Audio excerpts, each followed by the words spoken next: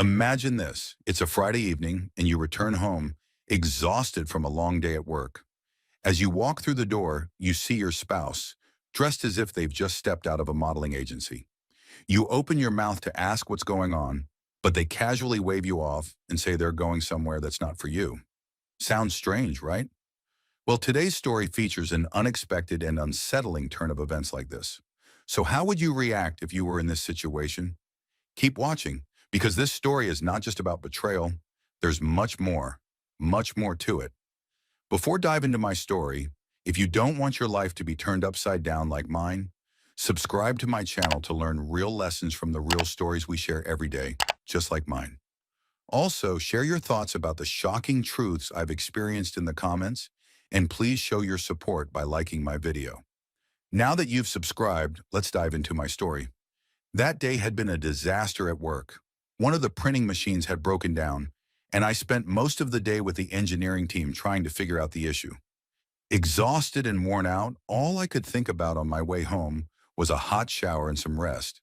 My job was already demanding, but at home a much heavier burden awaited me. Louise. For the past few months, my wife and I had been growing further apart with each passing day.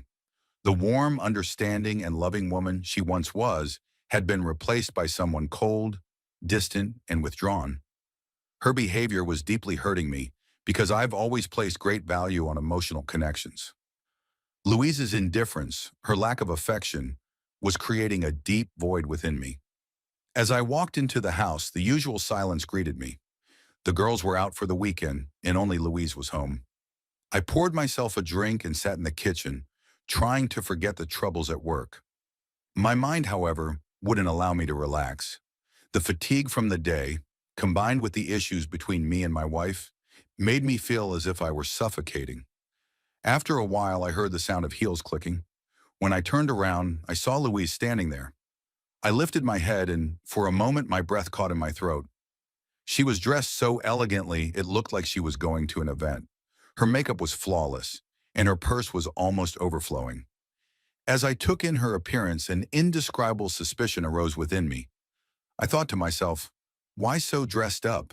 You look beautiful, I said, all the while trying to figure out why she was so dressed up. Deep down, something felt off. Louise gave me a nonchalant smile. Thank you, Cam, but I'm not going out with you, she said coldly. I stared at her in confusion. Where are you going then? Why are you dressed like this? I asked. Louise put her purse on the table and spoke without even looking at me. It's nothing for you to concern yourself with, she said, with none of her old warmth left in her voice.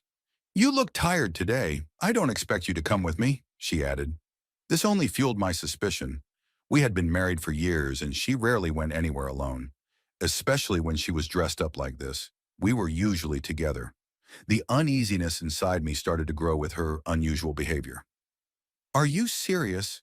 What do you mean it's nothing I should concern myself with? We're married, Louise. How can you be this indifferent to me? Her dismissive attitude only confirmed the suspicions that had been growing within me for some time. Suddenly, I found myself questioning what was real and what wasn't. My thoughts, which had been swirling around in my head, quickly gave way to a rising anger. My eyes drifted to her bulging purse. It was too much for just a night out with friends. My throat tightened, and my suspicions began to unravel. Who are you going with, Louise? I asked, my voice trembling. She hesitated for a moment, her eyes avoiding mine. As far as I knew, Louise had never lied to me. But this time, there was something different.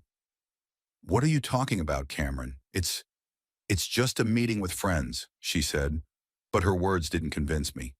That feeling inside me flared up, burning intensely. I suddenly voiced what I had been afraid to admit. Are you cheating on me? I'll never forget the look on her face. For a moment, her entire body language changed, as if she realized she had been caught.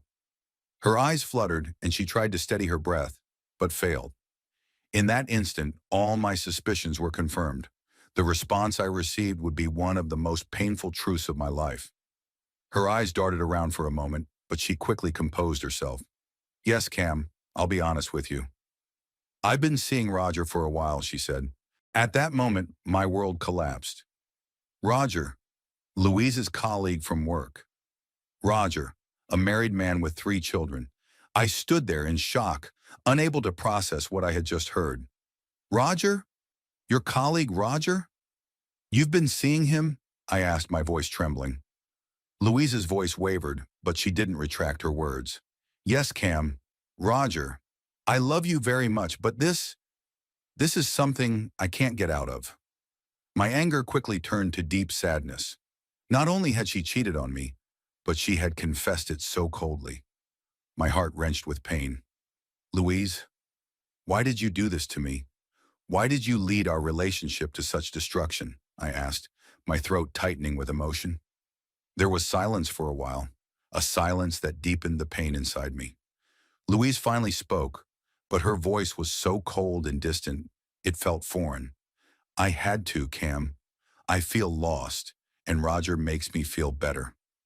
Unable to stand it any longer, I walked over to the kitchen and poured myself another drink.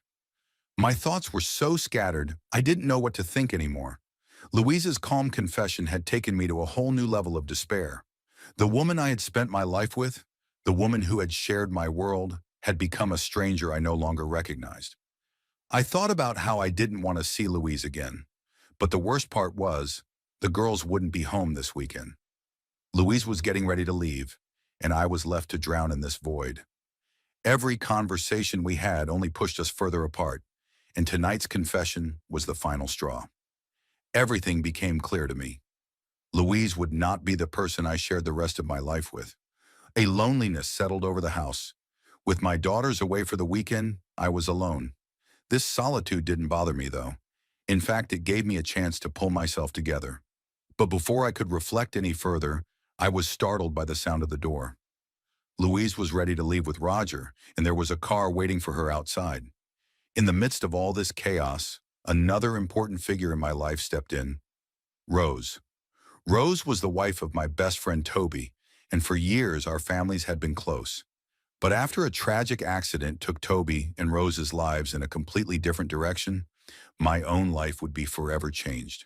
Toby had died in that tragic accident. I'll never forget that night. As Rose fought for her life in the hospital, being by her side gave me a strength I cannot describe. In that moment, our lives were intertwined by a shared pain. After the accident, my bond with Rose grew stronger. We were both grieving the loss of our loved ones, but our support for each other helped ease that pain. Over time, my closeness to Rose grew beyond friendship. The love we had for each other reignited all the emotional connections of our past. Our relationship became a new beginning, born out of destruction. The love we had for each other made the past heartaches disappear. Rose had helped me turn a new page in my life. As for my marriage with Louise, it was completely over. Our divorce process was incredibly difficult, but with the support of my daughters, I managed to get through it. Despite Louise's betrayal, I tried to remain strong for my girls. Sarah and Carrie never forgave their mother for her actions and completely cut ties with Louise. Louise, on the other hand, struggled to move on with her life. Her relationship with Roger ended quickly. She lost her job, and she had to live with her family. I didn't see her again, except for years later at our daughter Carrie's wedding. When I saw Louise again at Carrie's wedding, years had passed, but I could see the deep regret etched on her face. She was no longer the same. She looked tired, broken, and aged. She approached me silently and stood there for a long time without saying a word. We simply exchanged glances, locked in the silence of old memories. In that silence, in her sorrowful eyes, I could see that her life was filled with regret. "Why did it end up this way, Cameron?" she whispered, her voice weak and trembling. "I did things I should never have done to you. I know I can't make it right, but I'm truly sorry."